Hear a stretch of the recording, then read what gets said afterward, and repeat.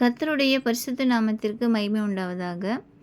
கர்த்தரால் தெரிந்து கொள்ளப்பட்ட பிள்ளைகள் அவர்களுக்கு தீமை செய்கிறவர்களுக்கும் நன்மையே செய்வார்கள். அவர்களுக்கு தீமை என்று எண்ணி சத்துரு செய்யும் காரியங்கள் அவர்களுக்கு நன்மையாகவே முடியும். யாத்திராகமம் 50ஆம் அதிகாரம் 15ஆம் வசனம்.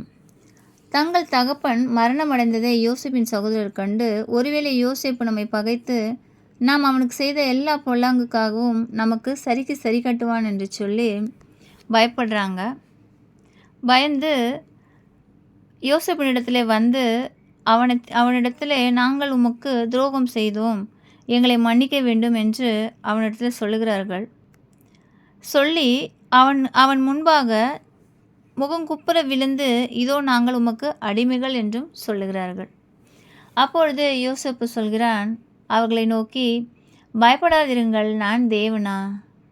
நீங்கள் எனக்கு தீமை செய்ய நினைத்தீர்கள், தேவனோ இப்பொழுது நடந்து வருகிறபடி வெகு ஜனங்களை உயிரோடு காக்கும்படிக்கு அதை நன்மையாக முடிய பண்ணினார். ஆதலால் பயப்படாதிருங்கள், நான் உங்களையும் உங்கள் குழந்தைகளையும் பராமரிப்பேன் என்று அவர்களுக்கு ஆறுதல் சொல்லி அவர்களோட பட்சமாய் பேசினான். ஆமென். கர்த்தர் நம்மை ஆசீர்வதிப்பாராக.